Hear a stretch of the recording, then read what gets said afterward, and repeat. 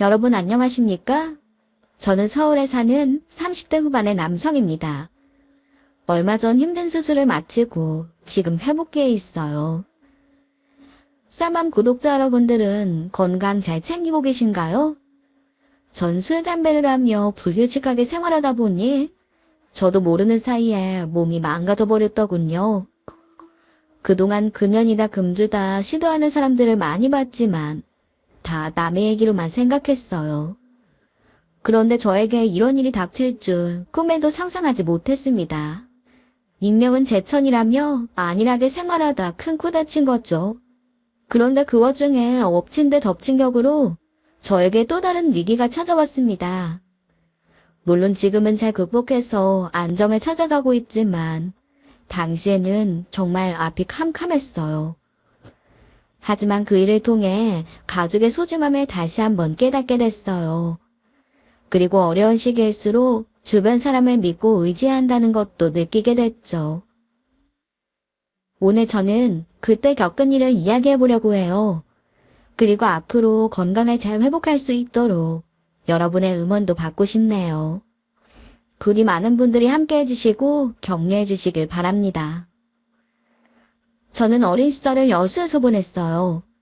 아버지는 중학교 선생님이셨는데 젊은 나이에 원인불명의 풍을 맞아 몸져 누우셨죠. 어머니는 아버지를 고쳐보기 위해 서울에 있는 대학병원까지 오가며 치료를 받게 하셨어요. 하지만 별다른 차도 없이 재산만 충난 채 아버지가 돌아가셨습니다. 그래서 남은 저와 어머니는 고단한 세월을 보내야 했네요. 그러다 제가 고등학교 때 서울로 이사를 왔어요. 여유가 있어 올라온 게 아니라 어머니가 친구가 하는 식당에 일자리를 얻어 오게 된 거죠. 어머니는 가게 딸린 방에서 숙식을 해결하기로 하고 서울행을 택하셨던 겁니다. 그렇게 올라온 서울에서 그래도 저는 상위권을 유지했어요. 제가 여수에서도 공부를 제법 잘했거든요. 그래서 어머니는 어떻게든 저를 대학에 보내주려고 노력하셨죠. 하지만 서울살이가 쉽지만은 않더라고요. 어머니가 허리를 다쳐서 일을 그만두시는 바람에 결국 대학을 포기해야 했으니까요. 그래도 저는 공부까지 포기하진 않았습니다. 공장에 취직해서도 야간대학에 들어가 장학금을 받으며 공부했네요. 그러다 군대 다녀와서 대학을 졸업하고 제법 번듯한 대기업에 들어갔어요. 그러면서 어머니도 가평에 작은 주택을 마련해서 이사시켜드렸습니다. 평수가 넓지는 않지만 텃밭이 있어 여수집을 떠올리게 하더라고요. 어머니도 복잡한 서울보다는 시골 풍경을 간직한 그 동네가 훨씬 좋다고 하셨네요. 대신 저는 회사 근처에 작은 오피스텔을 얻고 주말에만 본가에 가게 됐죠. 그때 전 집과 오피스텔 보증금을 마련하느라 대출을 많이 받았어요. 그래서 꼼짝없이 일개미처럼 열심히 살아야겠다고 생각했었습니다. 하지만 피 끓는 청춘이 내내 이만할 수는 없더라고요. 주변에서 소개팅을 주선하는 사람도 많고 이리저리 만나게 되는 인연도 있었어요. 그래서 여자를 몇 명 만나게 됐는데 전부 길게 가지는 못했어요. 그러다 한 여자가 눈에 들어왔답니다. 그 사람은 회사 건물 맞은편 은행에서 근무하는 여자였어요. 저에게 항상 친절하고 밝은 얼굴로 인사해줬죠. 그러니 자연스럽게 호감이 쌓이더라고요. 물론 그 친절이 저를 향한 것만은 아니었어요. 하지만 제 눈에는 유독 제게 더 잘해주는 것 같이 보였네요. 그래서 용기를 내 데이트 신청을 했지만 여자는 정중하게 거절하더군요. 그래도 포기하지 않았어요. 남자가 한번 마음을 먹었으니 쉽게 포기하면 안 된다고 생각했죠. 결국 세 번째 도전만에 데이트가 성사됐답니다. 네, 맞아요. 여러분들도 눈치채셨죠? 그 사람이 바로 지금의 제 아내입니다. 그렇게 사랑을 키우게 된 저희 두 사람은 결혼까지 약속하게 되었어요. 그래서 본가에 인사를 드리기 위해 어머니께 연락을 드렸습니다. 엄마, 보여드릴 사람이 있어서 이번 주에 같이 갈게요. 뭐 특별히 신경 쓰실 건 없고 밥이나 함께 해주세요. 혹시 너 여자 데리고 오는 거니? 네. 만난 지 1년 다 돼가는데 이제 결혼하려고요. 엄마도 보면 마음에 들어 하실 거예요. 은행에 다니는 참한 여자거든요. 아유, 이렇게 좋을 때가 있어?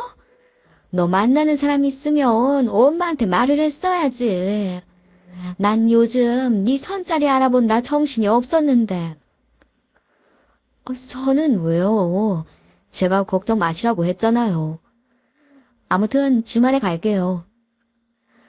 어머니는 목소리까지 떨며 좋아하시더군요. 그리고 며칠 뒤, 저는 여자친구의 손을 잡고 가평으로 향했습니다. 여자친구는 어른들이 좋아하시는 은행원인데다가 외모까지 참했어요. 그래서 당연히 저희 어머니도 좋아하실 거라고 자신했네요. 하지만 어쩐 일인지 여자친구를 본 어머니의 얼굴이 굳어지는 게 느껴졌어요. 저는 단순한 착각이길 바랬지만 아니더라고요.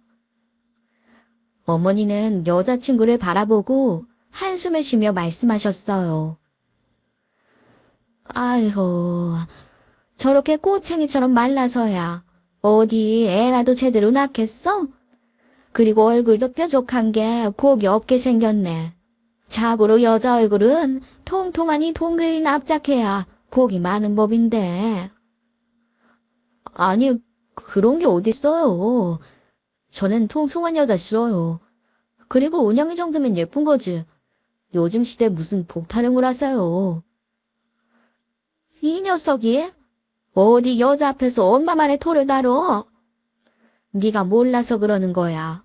여자가 박복하면 그 팔자가 남자 앞길을 막는 거야. 근데 너희 궁합은 봤니? 궁합이요? 저희는 그런 거 안 믿어요. 궁합을 왜 안 믿어? 그저 젊은 사람들은 전통적인 건 뭐든 다 미신이라고 하지. 내가 궁합 나빠서 무탈하게 잘 사는 사람들 본 적이 없어.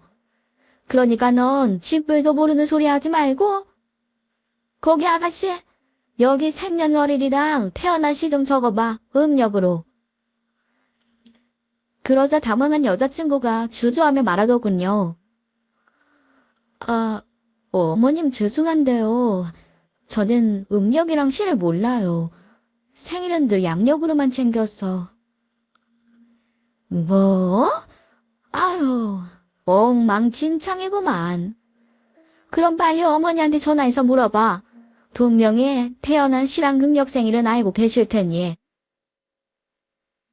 그래서 여자친구는 억지로 자신의 어머니에게 연락했어요.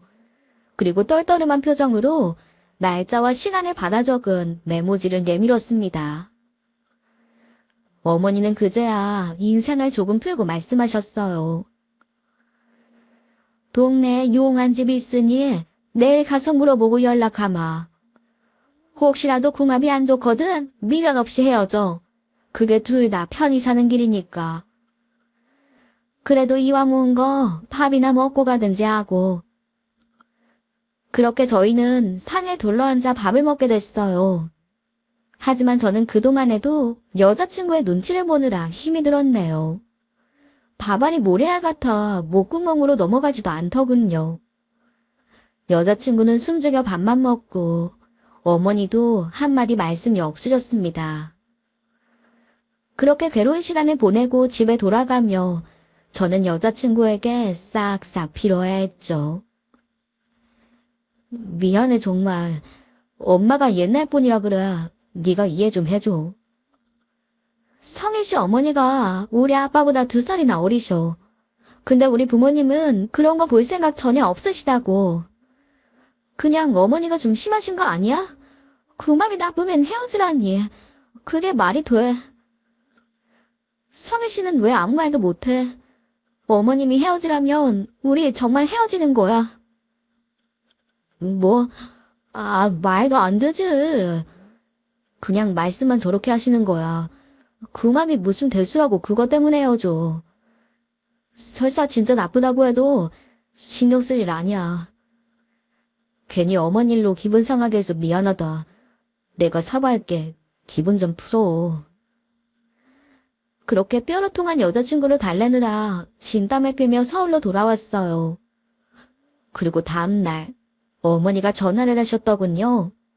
근데 그 맘이 어지간히 나빴는지 한숨을 쉬며 말씀하셨습니다. 예, 상극도 이런 상극이 없다.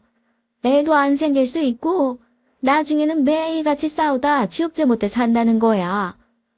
그러니 어쩌겠니? 그냥 헤어져라. 네?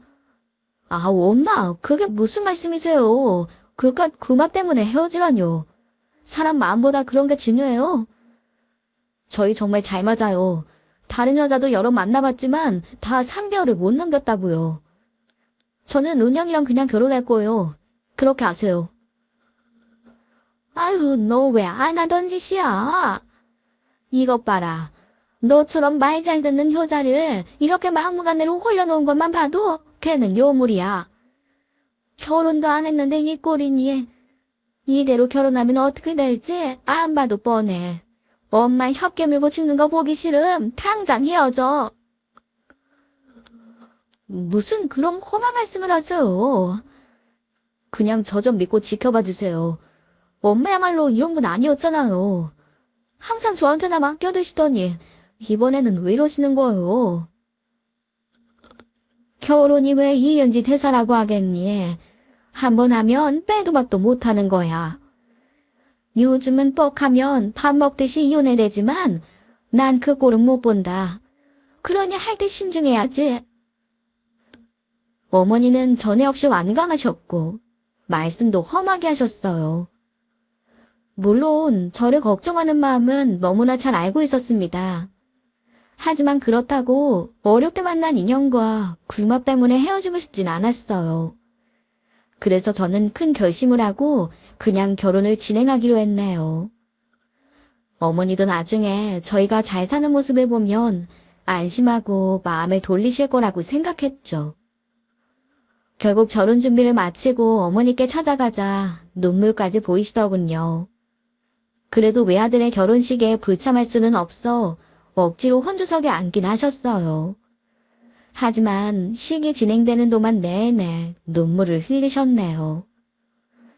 다행히 하객들은 홀로 자식 키우며 힘들었던 기억 때문에 운다고 짐작하는 것 같았어요. 당시 저는 대기업에 다니긴 했지만 어머니 집을 마련하느라 모아둔 돈은 거의 없었습니다. 그래서 제가 살던 오피스텔에서 신혼을 시작해야 했죠. 아내는 군말 없이 따라줘 고마웠지만 처가 어른들께는 면목이 없었네요. 그래도 장인어른은 저를 원망하거나 책잡지 않으시고 격려해 주시더군요. 아버님 죄송합니다. 은영이 좋은 집에서 시작하게 하고 싶었는데 제가 여력이 없어서. 아직 젊고 직장 든든한데 무슨 걱정인가.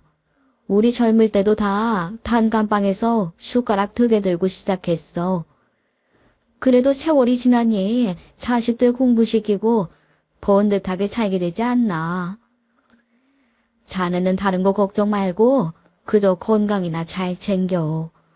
몸만 건강하면 못할 게 없는 거야. 그리고는 어깨를 다독여 주셨죠. 그 말씀이 어찌나 감사한지 코끝이 찡해지던 게 아직도 생각나네요. 그렇게 저희는 신혼을 시작했어요. 아내는 부족한 솜씨지만 열심히 살림을 배워나가려 노력했답니다. 맞벌이가 힘들 법도 한데 그런 불평도 하지 않았어요. 어머니는 궁합이 나쁘다고 하셨지만 저는 결혼하고 훨씬 행복해졌죠. 그런데 어쩌다 딱 한 번 착하고 성실한 아내도 투덜거릴 때가 있었어요.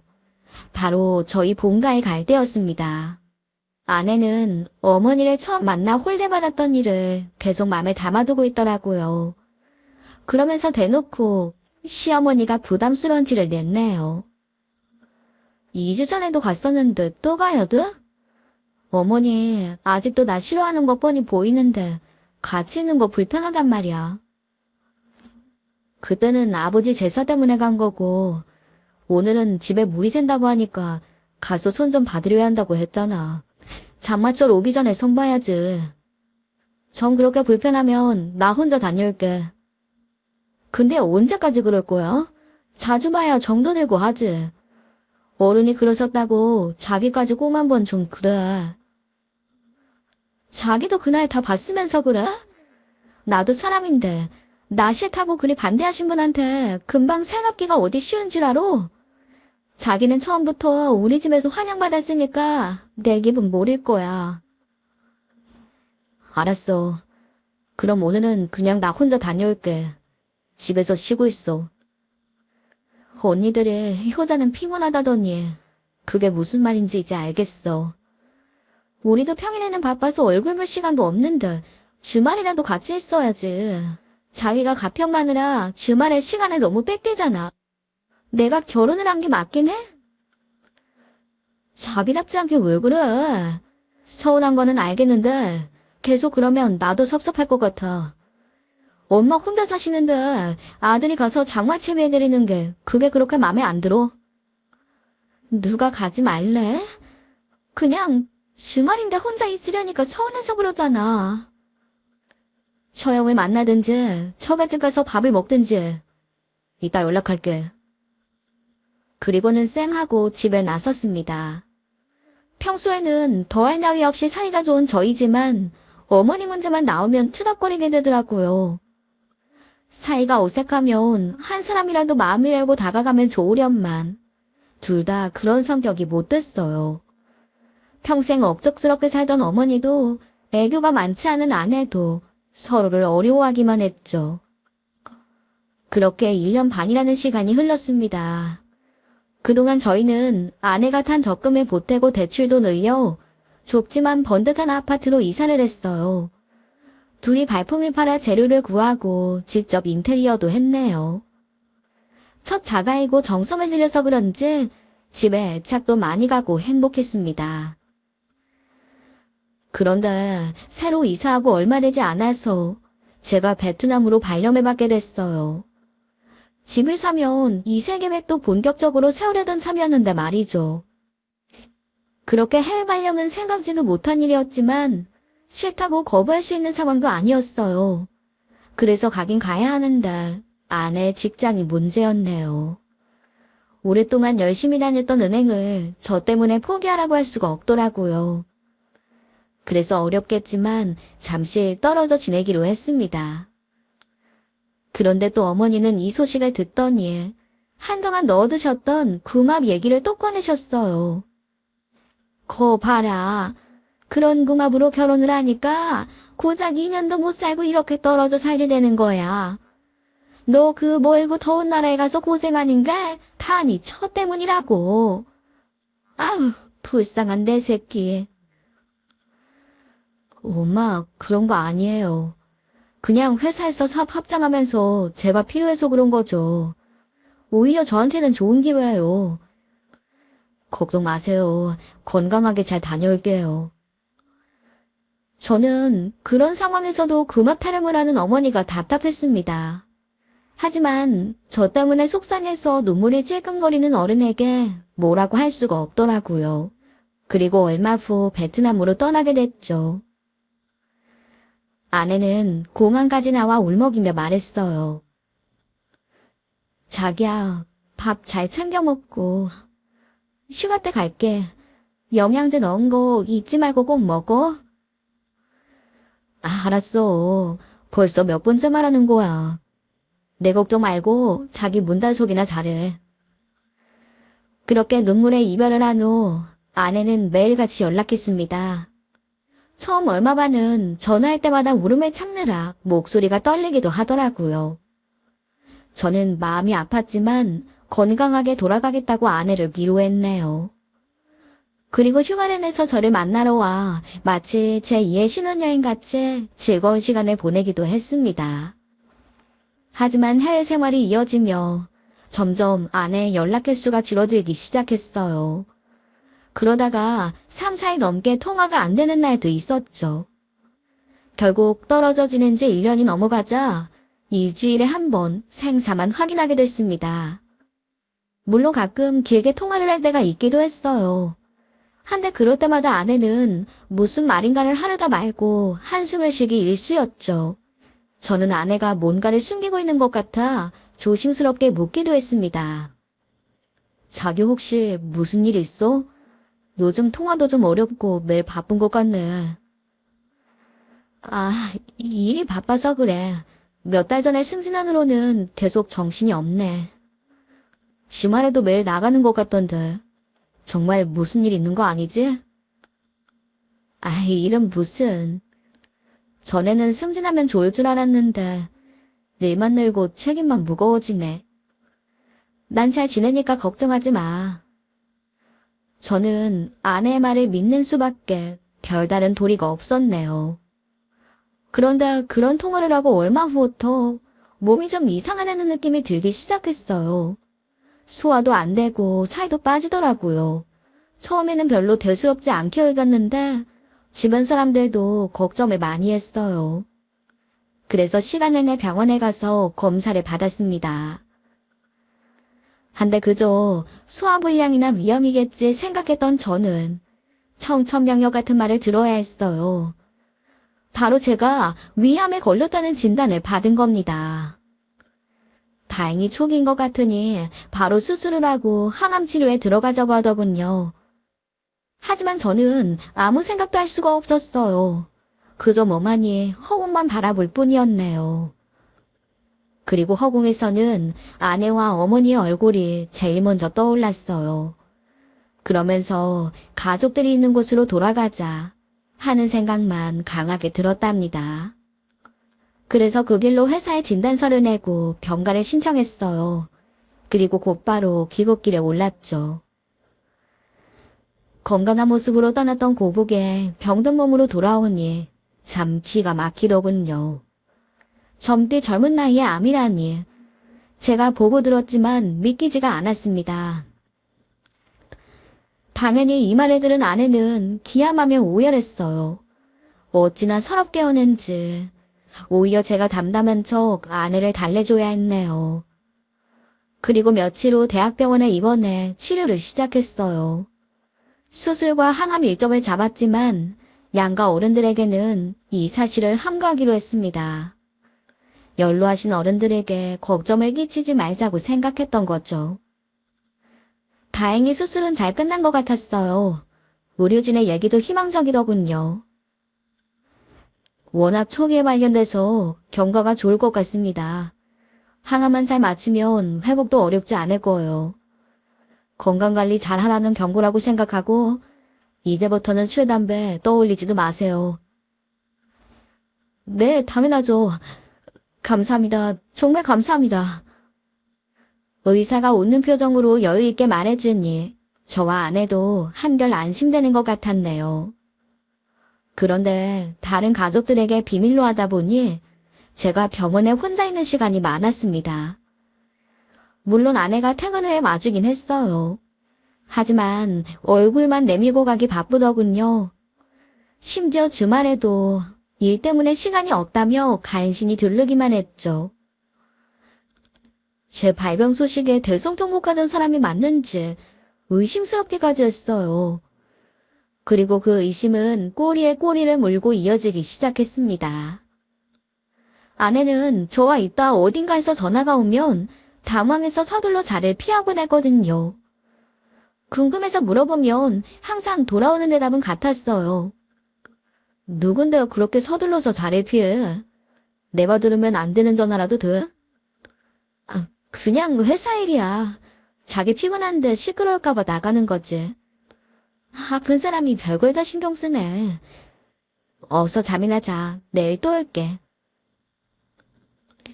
그렇게 전화를 받은 후에는 항상 허둥지둥 돌아가기 바빴죠. 그러고 싶지 않았지만 어쩔 수 없이 아내의 외도 쪽으로 의심의 무게가 쏠릴 수밖에 없었어요. 그때의 기분은 참담 그 자체였습니다. 아내를 의심하면서도 겁이 나서 제대로 따질 수 없는 게 제 현실이었던 거죠. 그리고 얼마 후 저는 수술 결과가 좋아서 태어나게 됐답니다. 항암은 외래와 통원 치료를 하면 된다고 하더군요. 그래서 집으로 돌아왔지만 아내가 바쁜 건 여전했어요. 헌데 자기도 그런 이주 생활이 힘든지 살이 많이 빠지고 처체해지긴 했더군요. 하지만 저는 아내가 안쓰러운 마음 대신 그의 심한 생각만 들었네요. 내가 돈 벌다가 이 꼴이 됐는데 딴짓을 해? 어서 빨리 기운 차리고 따져 물어야지 하는 생각만 가득했죠. 그러던 어느 날 아내가 잠시 외출한 사이 인터폰이 울렸어요. 제가 나가보니 옆집 아주머니가 잔뜩 인상을 구기고 서 있더군요. 그러더니 화난 목소리로 말했습니다. 여기 새댁 어디 갔어요? 아, 집사람이 지금 잠깐 슈퍼에 가서요. 무슨 일 있죠?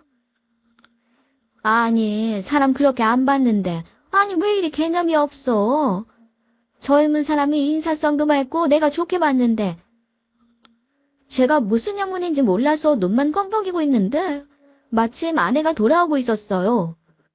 그 모습을 본 아주머니가 대뜸 소리쳤죠. 이마 새댁, 이거 다 분리수거해서 버려야지. 이렇게 택배 상자 그대로 내놓으면 누구 보고 치우라는 거야. 들어보니 새댁 저번에도 그랬다며? 경비 아저씨가 단단히 화가 나셨어. 다음부터는 조심해. 근데 안에 도대체 뭐가 들었길래 그냥 통째로 버려. 이거 누가 보낸 거야? 이옥분. 이 사람이 누군데 받은 걸 자꾸 버려. 아, 죄송해요. 아무것도 아니에요. 제가 치울게요. 감사합니다. 아주머니의 말에 아내가 제 눈치를 보며 다급하게 상자를 숨기더군요. 순간 저는 택배 보낸 사람의 이름을 듣고 화가 치솟았어요. 그건 바로 본가에 계신 저희 어머니의 함자였기 때문입니다. 저는 아내의 팔을 거칠게 잡으며 말했어요. 뭐야? 이거 엄마가 보내신 거야? 근데 왜 뜯어보지도 않고 계속 내다버려? 이게 대체 뭐 하는 짓이야? 아무리 시어머니가 싫어도 그렇지. 노인네가 시골에서 보내신 걸 어떻게 이럴 수 있어? 그러자 아내는 땀을 뻘뻘 흘리며 변명하기 바빴어요. 아니야, 그런 게 아니라 필요 없다고 말씀드렸는데 자꾸 보내셔서 자꾸 보내시면 짐만 되니까. 짐? 우리 엄마가 보내시는 게 너한테는 짐인 거야? 너 엄마가 결혼 반대하셨다고 아직도 이런 식으로 앙심 품고 있었던 거니? 나 없는 동안 계속 이런 식이었어. 아니라니까. 자기는 제발 들어가 있어. 그때 이 모습을 지켜보던 옆집 아주머니가 당황하시는 것 같더군요. 그러더니 난감한 표정으로 말씀하셨어요. 아유, 그렇다고 뭘 싸우기까지 하고 그래. 내가 괜히 부부싸움 만든 것 같아서 미안하네. 나는 조심하라고 말하러 온 건데. 아유, 이거 그냥 내가 뜯어버릴 테니까 싸우지도 말고 들어가요. 다음부터는 조심하고. 그러면서 재빨리 택배를 낚아채서 상자를 뜯더군요. 그런데 그때 안에서 쏟아져 나온 물건들의 혼비백산하며 연거푸 비명을 질렀습니다. 엄마야 세상에, 이게 뭐야? 그 모습에 저도 그만 할 말을 잃고 말았어요. 택배 안에서 쏟아져 나온 건 붉은 글씨로 선명하게 쓰인 부적과 바늘이 잔뜩 꽂힌 인형이었습니다. 한눈에 봐도 괴기스럽고 소름 끼치는 물건들이었죠. 마치 어릴 때 보던 사극에서 후궁이 중전을 저주하는 장면에 나오던 물건 같았어요. 저는 어이없는 상황에 놀라 아내에게 물었습니다. 이게 다 뭐야? 엄마가 왜 이런 걸? 자기, 나한테 뭐 숨기는 거 있지? 어서 말해봐. 그러게 그냥 들어가라니까. 왜 말을 안 들어? 그러더니 아내가 갑자기 주저앉아 펑펑 울기 시작했어요. 그 모습에 아주머니는 침을 꿀꺽 삼키며 조용히 뒷걸음질 쳐 가버리더군요. 한데 그러면서도 마지막 한마디는 잊지 않으셨습니다. 아니, 노인네가 치매가 왔나? 저기다 뭐래? 그 말에 저는 망치로 머리를 한 대 얻어맞은 기분이었어요. 그래서 울고 있는 아내를 일으키다 말고 물었습니다. 설마 우리 엄마가 정말 이상한 거야? 말해봐. 이번이 처음이 아닌 거지. 그래서 흉측한 물건이라 보지도 못하고 그냥 버린 거야. 확실한 건 아직 몰라. 근데 이상하신 지는 좀 됐어. 자기 떠나고 나서 혼자 계시는 게 걱정되니까 가끔 가봤는데 자꾸 이상한 말씀을 하신다 싶더라고. 나를 반기지 않으시는 건 그럴 수 있는데 나한테 추노기라면서. 아내는 눈물을 닦아내며 그동안의 일을 차분하게 얘기했어요. 누군지는 모르겠는데 자꾸 남편 뺏어간 추노기라면서 밥그릇도 던지고 그러셨어.